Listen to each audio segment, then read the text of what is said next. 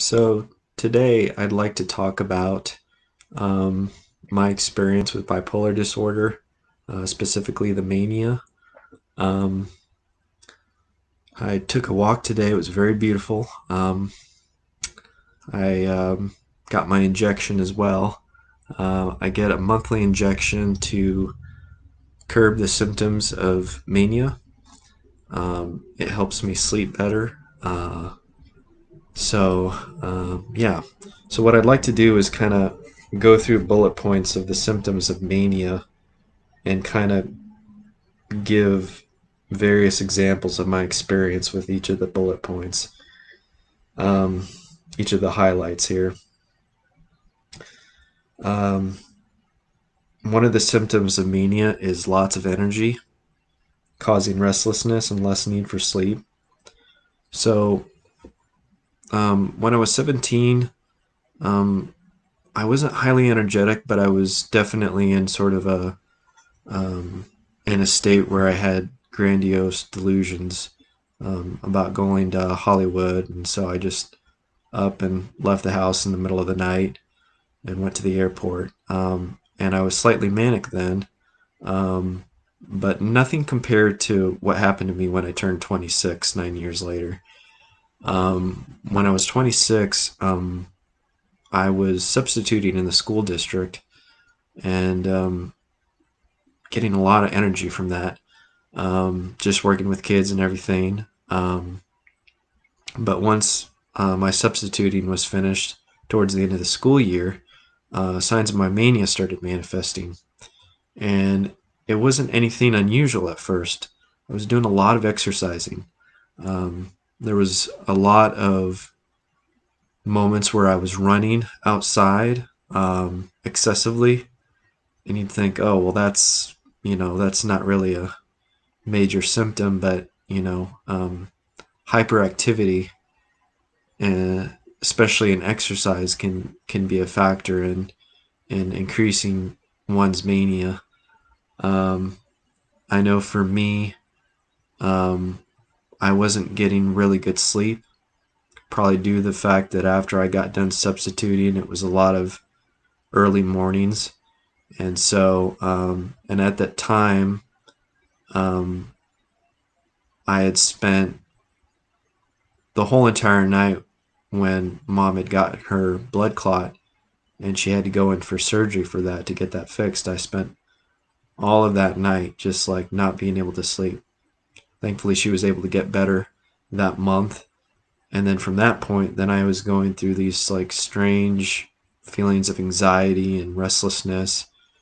And I wasn't sure what was happening to me at the time.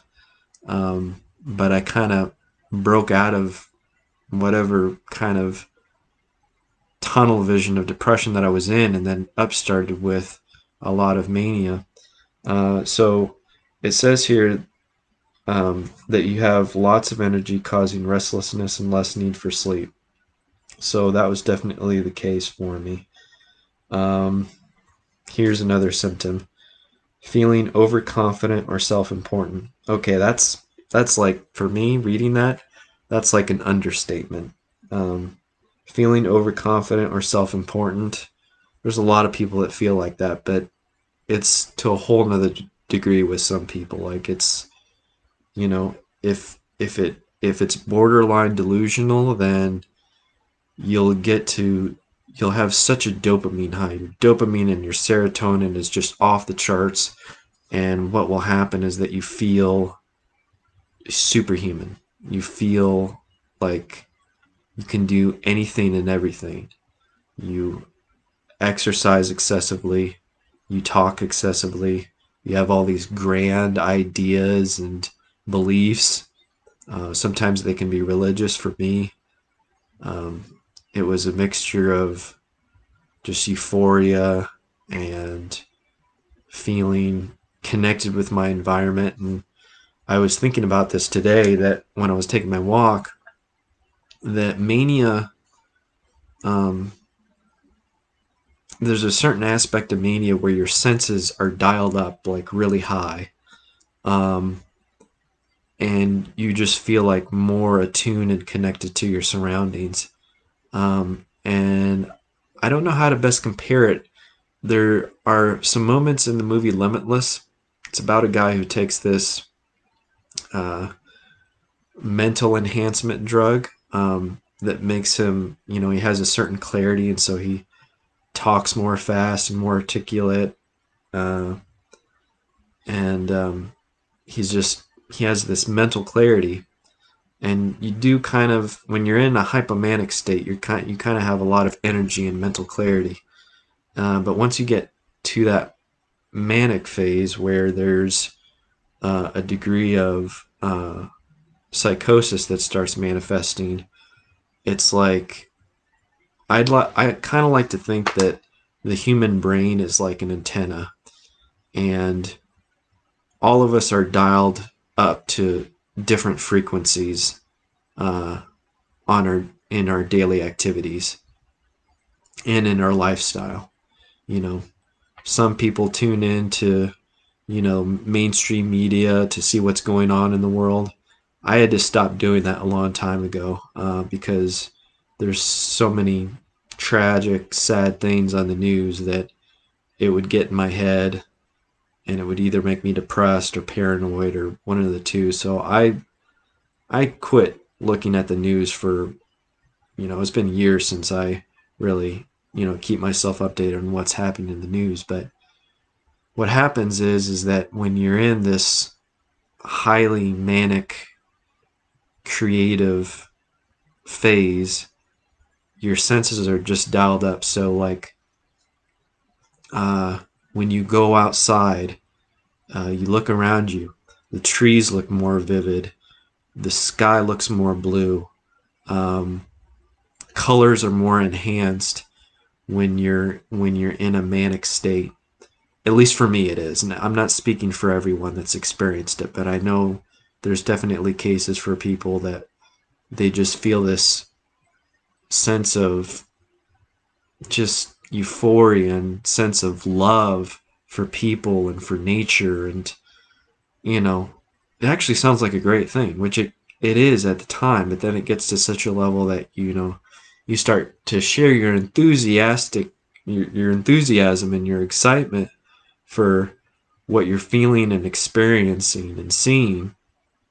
And it startles people because people are usually, you know while the average person is here, someone who's manic is like up here, and then they kind of fluctuate up and down. Um, but I know for me, I was doing a lot of exercising. I was writing more. So I was being more productive during my hypomanic phase. And hypomania isn't a terrible thing, but it can be an indicator that you could you could be on the onslaught of a manic episode. So it started there, and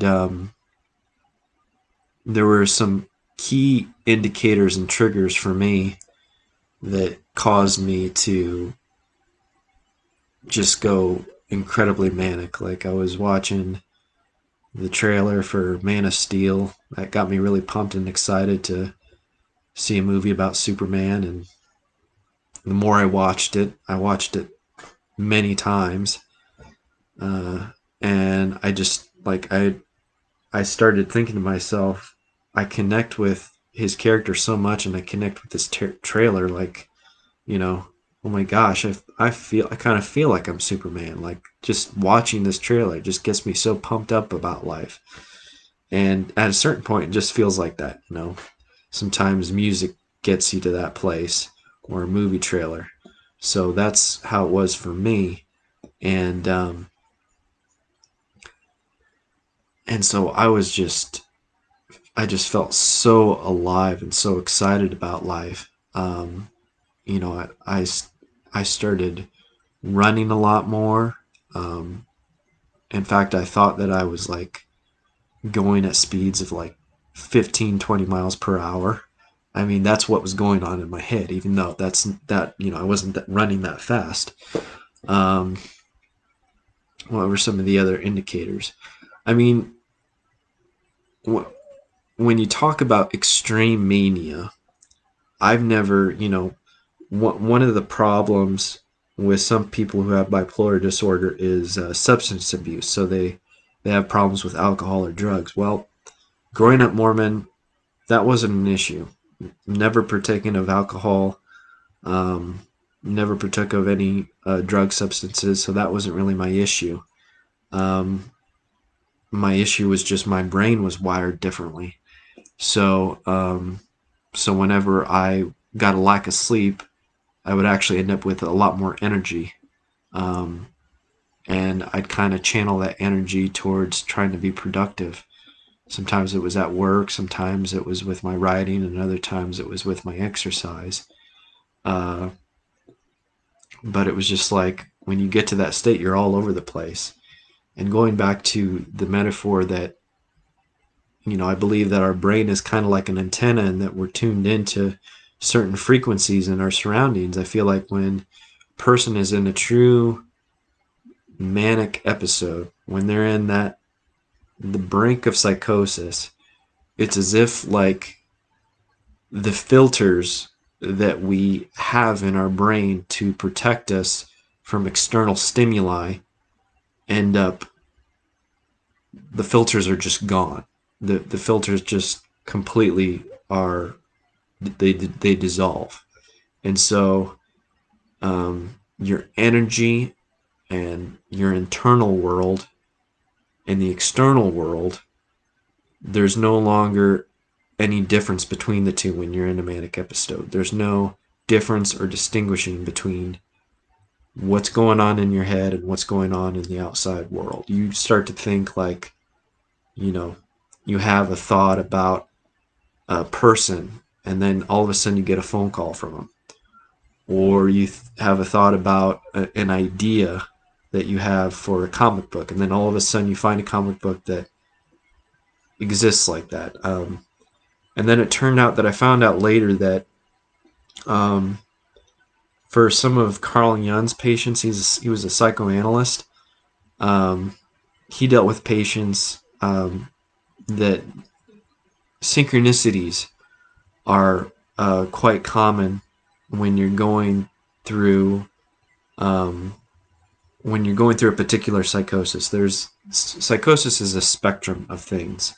It can either be euphoric or it can make you paranoid. It can be many things. But for me, one of them was being able to see synchronicities and patterns in the world. So, sometimes it was seeing a particular number repeat itself, like the month of my birth, November 17th, or what's one of the common numbers that would come to me. I can't think off the top of my head, but usually there was always reoccurring patterns, numbers, sometimes a song, and it was hard to distinguish between what I was conceiving mentally and what I was seeing and experiencing externally. That according to Carl Jung, he had a patient that was talking about a dream he had of a golden scarab, and then just within a few moments a golden scarab showed up and was perched outside the window. So that would be considered just a coincidence, but for Carl Jung, he thought it was an acausal, meaningful coincidence, that there was sort of this indirect correlation and pattern that was hidden underneath the world. And when you're in a state of, like, I would say hypomania, it can start with hypomania as you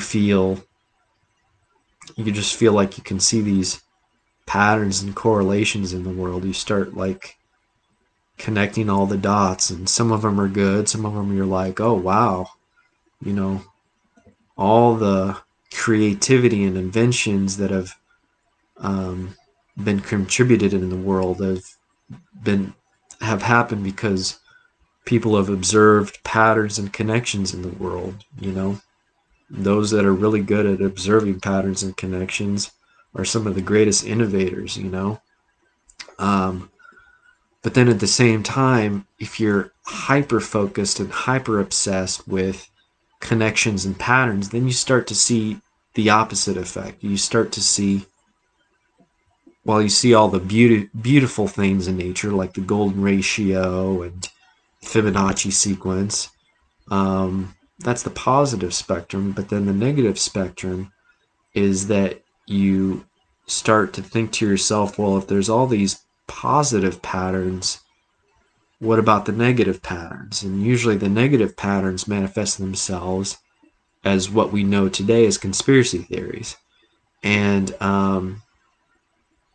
so I went from having this heightened sense of connection with nature and with life and with the universe, just seeing so many patterns, to all of a sudden I was thinking to myself, I started like being able to like sense and feel something off about the world, that like, you know, what if everyone's just being conditioned and controlled in society, that we none of us have free will.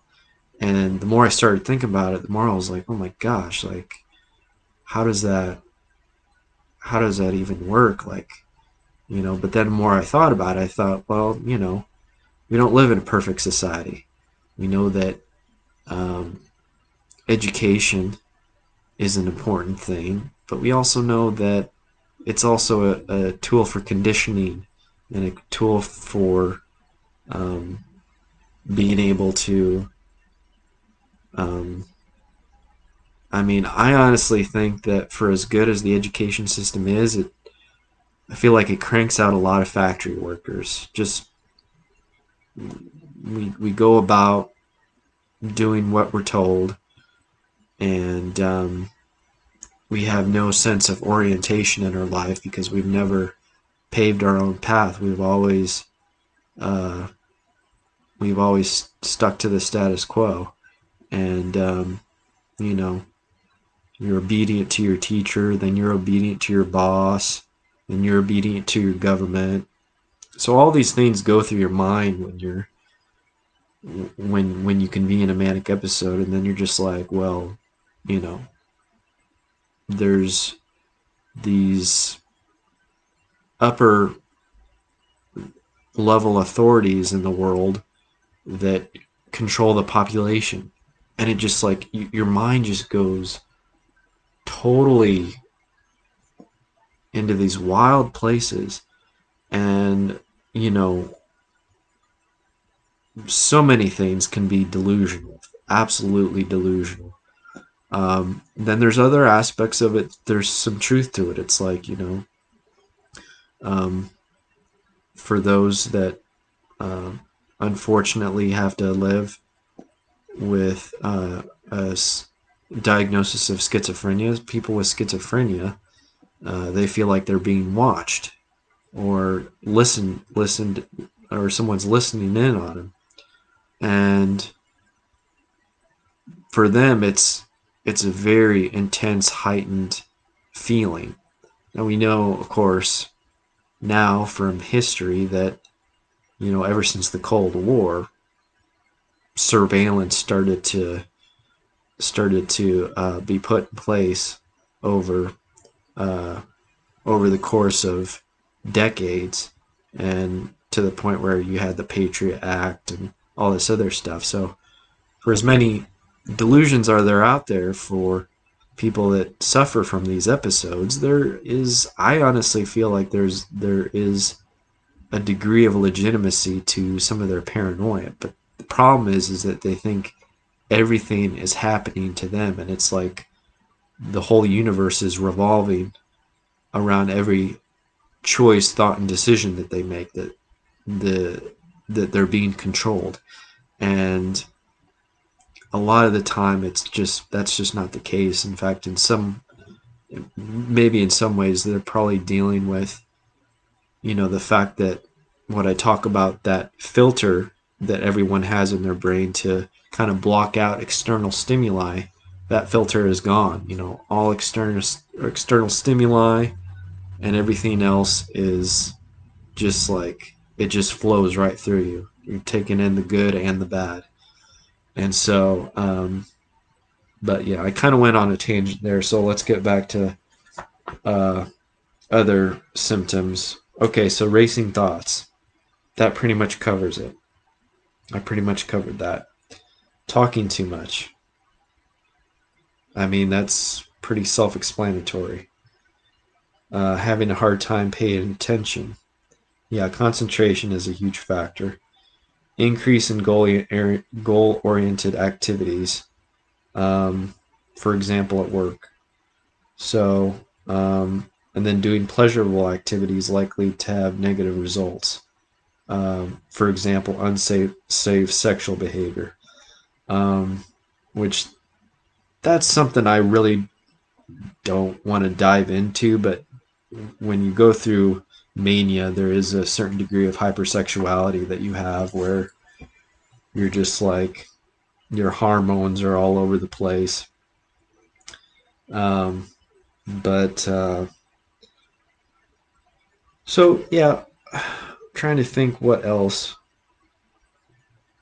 Now I think there's a part of me I could go into detail about what each of my episodes were like. Um, I feel like that would take a great deal of time. Over the course of my life, I've experienced about 5 major manic episodes, each of which had a certain degree of psychosis involved, where I just totally broke from reality. I was having delusions. Majority of them, that's what they were delusions. Um, I haven't really had too many hallucinations, um, but trying to think what other.